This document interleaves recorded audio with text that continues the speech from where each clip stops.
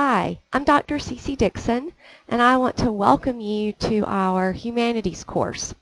I'm really excited about having you in class this semester, and I hope that you really learn some things that you never knew before. And I hope that you find some ways to draw some connections between the past and the present, and how people existed, the works they produced, the art they enjoyed in the past has determined who we are today. So as we move through the course, I want you to keep thinking about those types of things. What about what I'm studying is relevant to me as a human being today? And I think if you do that, then you'll approach this course in the correct way, in the way that tells us how our past does inform our present and ultimately shapes our future. Many people walk away from this course with knowledge that they never believed even existed. Many of you have not been exposed to these ideas, these topics, these works of art, architecture, the religious ideas, the philosophical ideas. And so I hope that this is an enjoyable course for you guys.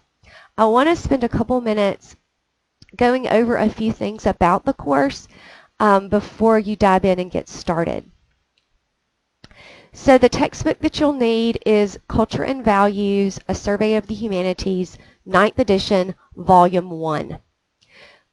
This is a two-part course, so Humanities 101, which is the course you're in, uses Volume 1 of this textbook, and Humanities 102 uses Volume 2. Please make sure you have the 9th edition. This is the most current edition. The previous editions have different pagination, and I assign readings out of the book, and so if your page numbers don't match, you'll be completely confused. So please make sure that you have the 9th edition. It's vitally important.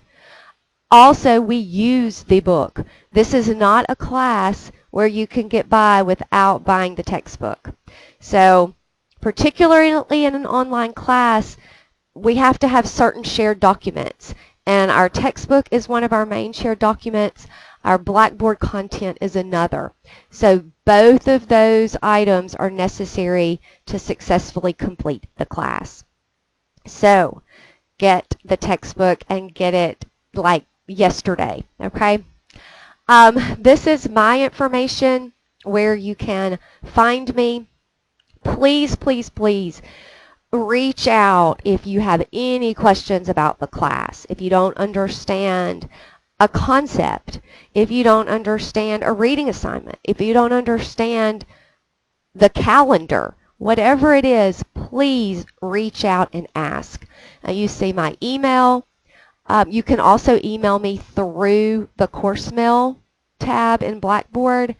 And then this is my office extension. These are my office hours. Should they change, which I do not anticipate, I will post an update. Sorry about my email. Anyway, just so that you guys are all aware, I am physically located on the campus in Eufaula. So for many of you then, the best way to communicate with me is either going to be by phone or by email. I'll only come to the Dothan campus twice. That'll be once for the midterm and once for the final exam. So if you are on the Dothan campus primarily, then the best way to get in touch with me is going to be by phone or email. If you're on the Eufaula campus, please stop by my office if you need anything, in addition to calling or emailing me. This is the course syllabus. Please open it, read it. You're responsible for everything in it. Course grades and due dates. I want to go over this briefly with you. And you have three main categories of grades. Your quizzes, writing assignments, and discussion board posts count for 50% of your grade. So these are the things that, this is everything in the course that you do, all averaged together for one grade, except for the midterm and the final. The midterm is 25%, the final is 25%. You will notice that my deadlines are a little bit different than other courses you might have taken online or in the classroom. I have unit deadlines, which in some regards translate to monthly deadlines. So all your quizzes might open on one day, but it might be several weeks before those quizzes are due. Now, inside of each unit, you'll have a discussion post and a discussion response, and those will have their own separate due dates. But really pay attention to when things are due, because it's not going to run on a weekly basis. I want you to think in unit terms, not in weekly terms. This is going to require discipline on your part. My suggestion to you is that you treat this class like an in-person class, a traditional class, where you set aside time twice a week and pretend that you're sitting in a classroom. This will help tremendously. Say from 8 in the morning to 9:15 on Tuesdays and Thursdays, I'm going to sit down in front of my computer and work on humanities. Now, you'll still have to do things in addition to that, but at least what you're disciplining yourself to pay attention to this class every week and not wait and let all this work pile up on you. You will be miserable if you do that. So please, please, please pay attention to the due dates and the deadlines and manage your time well. You will have discussion posts for each unit, and these discussion posts need to be substantial. You will be responsible for responding to a question that I pose in at least an 8 to 10 sentence paragraph. That is the bare minimum. Okay, I'm looking for quality of thought in these discussion posts. And then you will also have to respond with a minimum of 75 words to a classmate's post. And you can't just simply say, I agree, or good post. I want you to offer something new, a new observation, a new insight, a new connection, something that you think of that is new after you read somebody else's post. In this way, we're able to have a conversation in a way that we might be able to in a classroom. So be watching for those discussion posts. You'll also have a formal writing assignment. It's due early on, so the good thing about that is you get it out of the way, right? But we do have a formal writing assignment, and you will get specific instructions about that.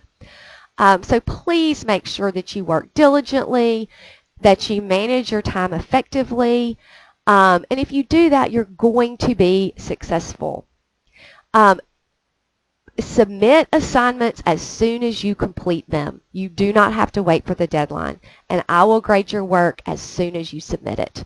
So you will get feedback that's more beneficial the sooner you get the work in. I'm going to also post study guides for the midterm and the final well in advance of those exams so that you can be prepared. I take the questions for the exams directly from the quizzes and the discussion posts in each unit. You've got to come to campus either in Eufaula or Dothan to take your midterm and your final. And so in the course calendar, you can find those dates. So you notice, if you look at this, we've got 4 main units. We've got the ancient world, Greece, Rome, and the medieval period. And you'll notice the days that those open and then when they're due. So for example, let's just take the ancient world unit. It opens today. If you're watching this on the 19th, it's today. And all the quizzes are going to be due in that unit by September the 8th. Now, guys, there's more than one quiz. There's more than one thing to read. There's more than one video to watch. All those quizzes are due by September the 8th. You've got an initial discussion post that you've got to submit by September 1, and then your response discussion is due by September 5th. And then if you could look at Greece, you can see the relevant dates. Notice in Greece, this is where your writing assignment falls. So You've got a quiz due date where all the quizzes in that unit are due. The writing assignment due date, the initial discussion, and the response discussion. And that's how the Rome unit works and the medieval period unit works. You'll see your exam option times, midterm, and final. Please go ahead and make work arrangements, make whatever child care arrangements in order to make it to one of these times. Go ahead and do it now. And it'll be less stress for you later. These are not going to change. So please go ahead and make those arrangements.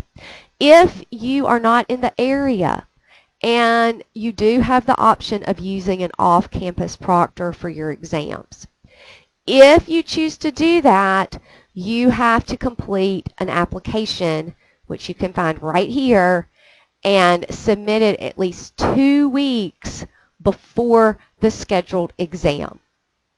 Okay, so just make sure we're clear on that. If you cannot run this video right here, you need to download the software that's in here.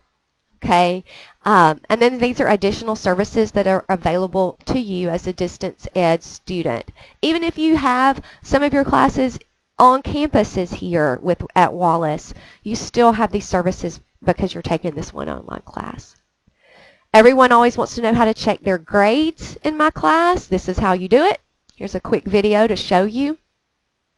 And if you need a transcript for an instructor-made video, and there are a lot of them in the class, let me know.